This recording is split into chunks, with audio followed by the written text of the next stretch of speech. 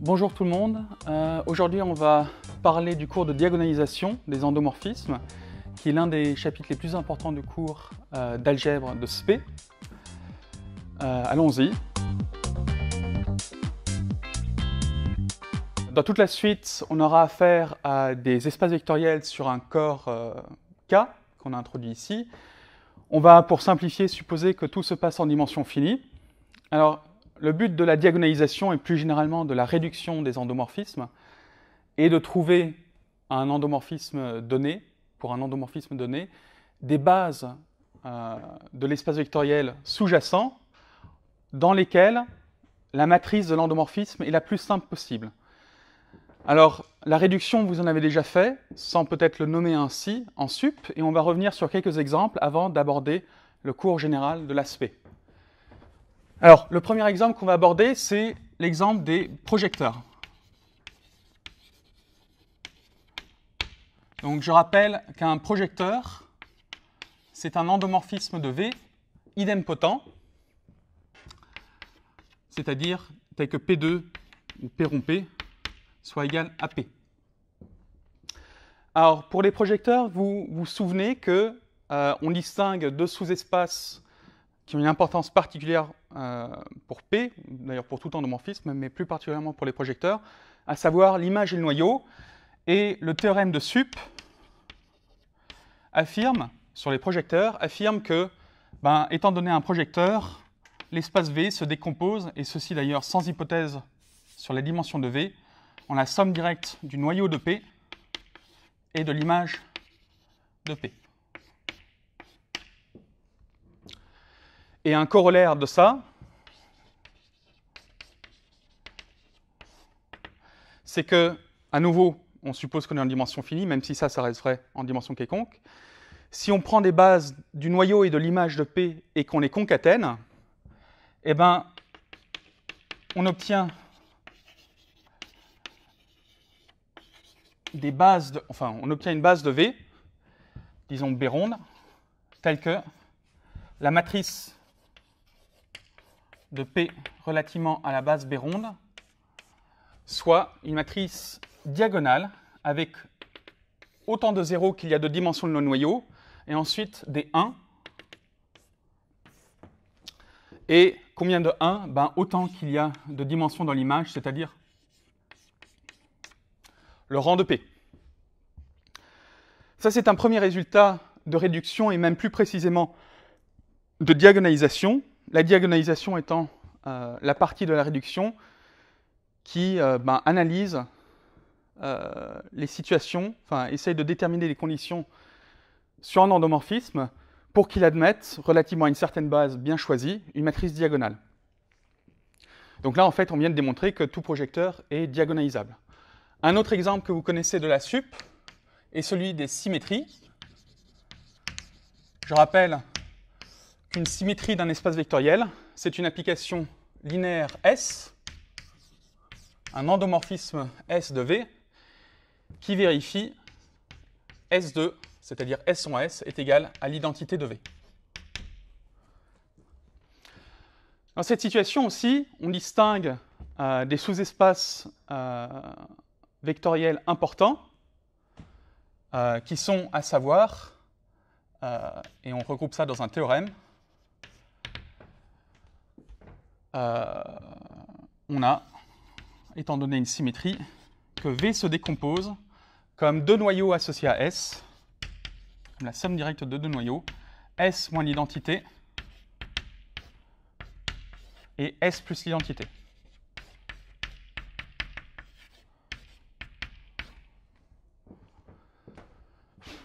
Donc ça aussi, c'est très simple à démontrer, de même que le théorème correspondant pour les projecteurs est facile.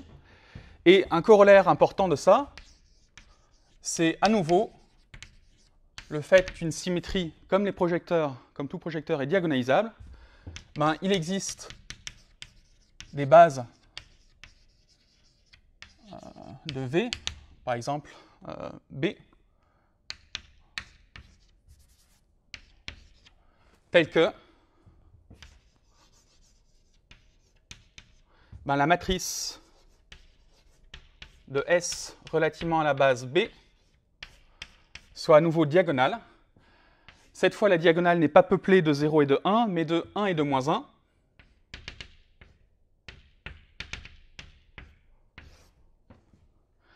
Et il y aura autant de 1 qu'il y a de dimensions dans ce sous-espace, et autant de moins 1 qu'il y a de dimensions ici.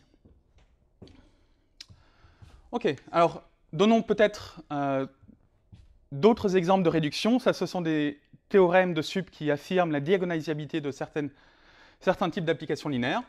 Donnons un dernier exemple, par exemple, que vous avez déjà vu normalement en sup, qui est celui-ci des rotations dans R3, disons. Alors, le résultat que je vais énoncer ici ne rentre pas à proprement parler dans le cadre de la diagonalisation, mais dans la branche un peu plus générale, qui est celle de la réduction des endomorphismes. Et vous avez vu le théorème qu'on va juste se contenter d'énoncer. Donc si U est une rotation, ou plus généralement une rotation de R3, disons, alors il existe une base orthonormée de R3 et un réel θ, et cette base orthonormée, on va la noter B ronde, telle que la matrice de U relativement à cette base B ronde, alors soit pas exactement diagonale, mais diagonale par bloc, avec un 1 en haut à gauche, et ensuite une matrice de rotation plane, cosinus θ, sinus θ, moins sinus θ, cosinus θ, et des zéros ailleurs, bien sûr. Ok, alors, donc, ces deux premiers théorèmes ici rentrent parfaitement dans le cadre de ce qu'on va expliquer plus généralement dans ce chapitre de diagonalisation. Et pour que les choses ensuite soient un peu plus claires, on va remarquer, et ça c'est une petite propriété de sup aussi, que l'image de P peut s'exprimer comme un noyau, à savoir le noyau de P moins l'identité. Donc ça, c'est une petite proposition du cours de sup. Et ce qu'on en déduit, enfin, ce qu'on remarque, c'est que cela rend les résultats en quelque sorte plus homogènes. C'est le même genre de résultat. Pour les symétries et pour les projecteurs, on a décomposé l'espace comme une somme directe de sous-espaces qui s'expriment comme des noyaux de certains monômes, entre guillemets, en S, en l'endomorphisme. Et ces monômes, en quelque sorte, S moins l'identité, S plus l'identité ici, et P moins l'identité, ne sont pas totalement quelconques, en fait. Ils apparaissent comme la factorisation de certains polynômes. Donc on va juste remarquer ça, et ensuite passer au cours en soi. Donc, par exemple, pour la symétrie, on peut remarquer que S2 moins l'identité de V se décompose comme S plus l'identité fois S moins l'identité, et P2 moins P se décompose comme P moins l'identité de V. Et ces monômes, en quelque sorte, en endomorphisme, P moins l'identité, sont exactement ce qui apparaît dans le noyau. Et de même que là, c'est S moins l'identité et S plus l'identité, ce sont les monômes, en quelque sorte, en endomorphisme qui apparaissent dans cette décomposition.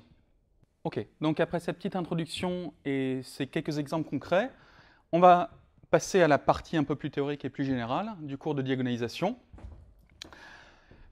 Donc, on reprend les notations d'avant avec un espace vectoriel V sur un corps K, et on se fixe désormais un endomorphisme U. Alors, on va noter, pour tout scalaire lambda, on va noter E lambda de U, le noyau de U moins lambda l'identité. Et on va dire, donc ça c'est maintenant une définition, donc un scalaire lambda est appelé valeur propre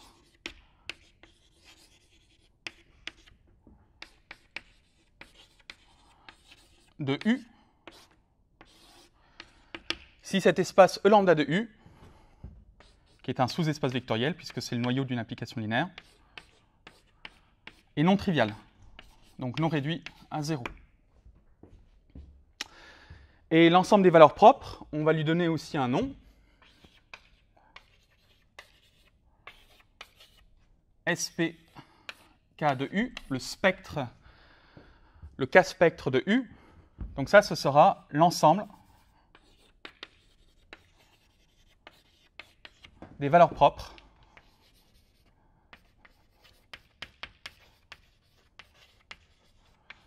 de U. Donc c'est une partie de K, a priori on n'en sait pas grand-chose, peut-être qu'elle est vide, peut-être que non, peut-être qu'elle est finie ou infinie, on va en dire plus dans la suite. Ok, alors, donc ce qu'on va ensuite rappeler ou affirmer, c'est, sans démonstration, c'est le lemme suivant, qui est un corollaire d'un lemme un peu plus général qui s'appelle le lemme des noyaux, qui affirme qu'on a toujours somme directe des espaces propres de U. Ça, c'est toujours vrai.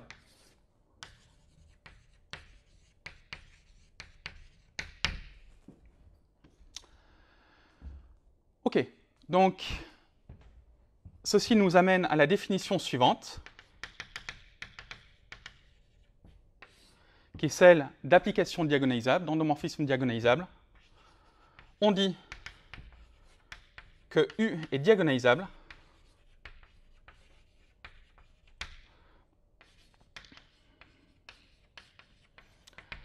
si cette somme directe remplit tout l'espace. Donc si V se décompose comme la somme nécessairement directe des espaces propres de U.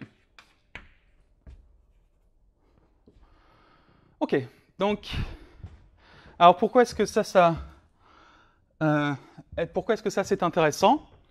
On va dire tout de suite un petit mot, donc remarque. Si U est diagonalisable, en ce sens-là, qui a priori n'a rien de vraiment très diagonal a priori, alors calculer l'image d'un vecteur par U, donc U de x pour x, un vecteur de V, est a priori en tout cas assez simple. En effet, notre x élément de V, qu'on décompose comme la somme des espaces propres,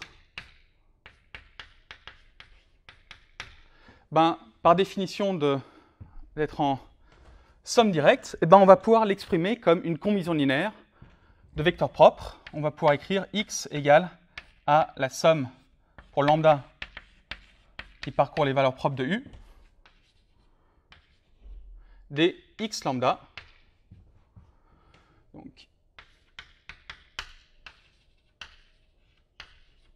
ou, par définition, pour tout lambda valeur propre, x indice lambda est dans l'espace propre E lambda de U. Et alors, maintenant, le calcul de U de x va être simple. Peut-être que vous pouvez déjà le deviner pendant que j'efface le tableau.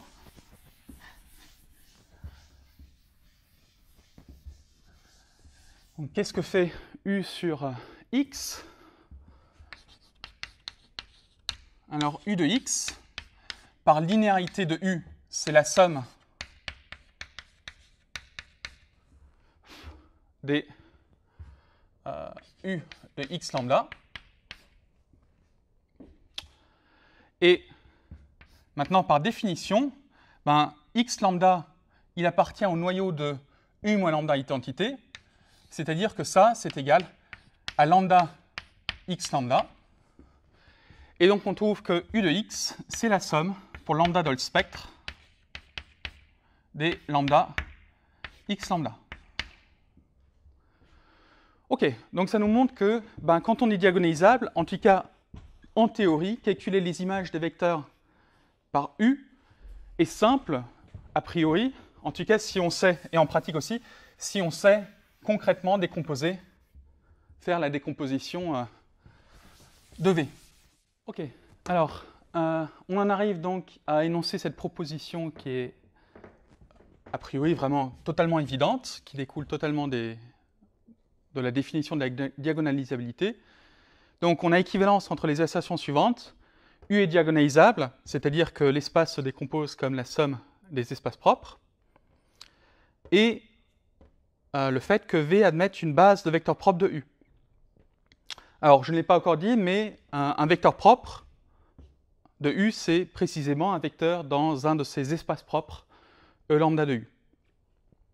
Et une autre caractérisation qui est totalement équivalente, c'est que V admet une base, forcément donc de vecteurs propres, V admet une base B, telle que la matrice de U dans cette base soit diagonale. OK. Donc ça découle totalement des définitions. Il n'y a pas grand-chose à vérifier. Une autre remarque qu'il est important de faire, c'est que, et ça vaut le coup de l'écrire explicitement, c'est que comme on a forcément, et ceci indépendamment de la diagonalisabilité ou non de U, que les espaces propres de U sont en somme directe, et que par définition, ce sont des sous-espaces non triviaux, donc de dimension au moins 1, et bien il découle de la finitude de la dimension de V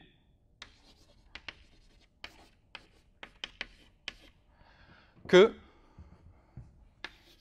ben, les espaces propres, ou les valeurs propres plus précisément, il n'y en a pas une infinité, il y en a au plus dimension de V. Donc le cardinal du spectre de U, le nombre de valeurs propres différentes de U, est fini, et il est même plus petit que la dimension de V. Puisque vous savez que ceci, en toute généralité, est toujours un sous-espace de V. Vous savez que la dimension d'une somme directe, c'est la somme des dimensions. Chacun de ces sous-espaces est par définition non réduit à 0, donc de dimension au moins 1, et donc cette inégalité en suit. OK. Donc la question importante maintenant, c'est de savoir comment trouver les valeurs propres de U. Comment déterminer ces éléments du spectre. Alors, là aussi, un petit raisonnement s'impose. Donc, une question, comment déterminer les éléments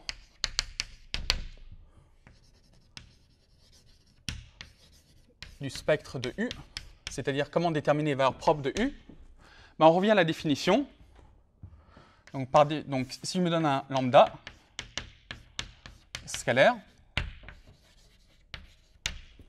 alors par définition, lambda est une valeur propre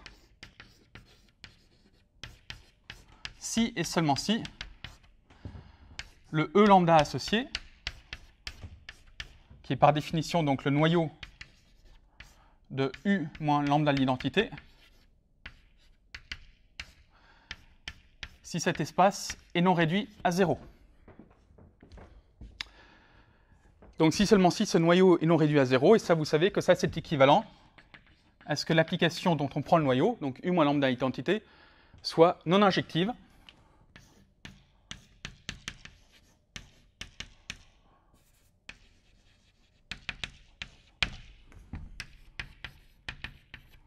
Et ça c'est équivalent à ce que son déterminant soit nul.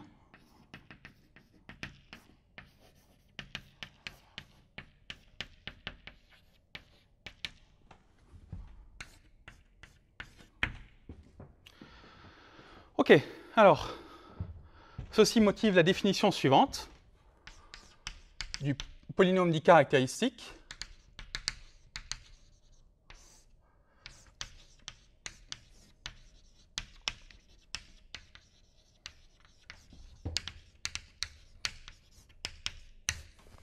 De U.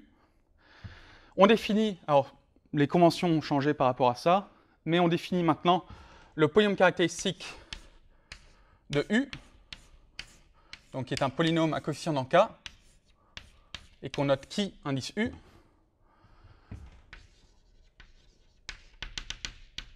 On définit donc le polynôme caractéristique comme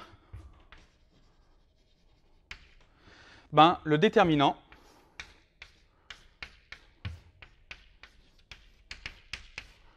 de X identité de V moins U. Ok, alors qu'est-ce que c'est comme type d'objet?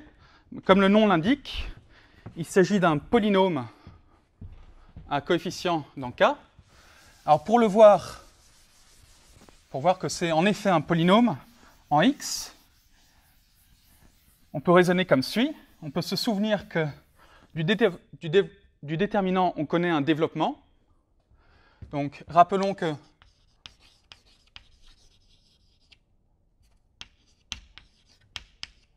si A, disons, est un anneau commutatif,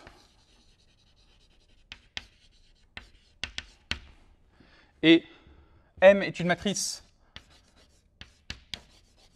de taille P, matrice carrée de taille P à coefficient dans A, alors le déterminant de M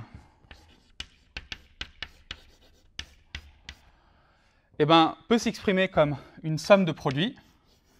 Donc la somme porte sur toutes les permutations d'un ensemble à P lettres, toutes les permutations sigma, de la signature de la permutation, fois le produit des MI sigma de I pour I allant de 1 à P. Alors peu importe la formule exacte du déterminant, ceci en tout cas va nous permettre d'affirmer que, en effet, cette quantité là-bas est un polynôme, donc en particulier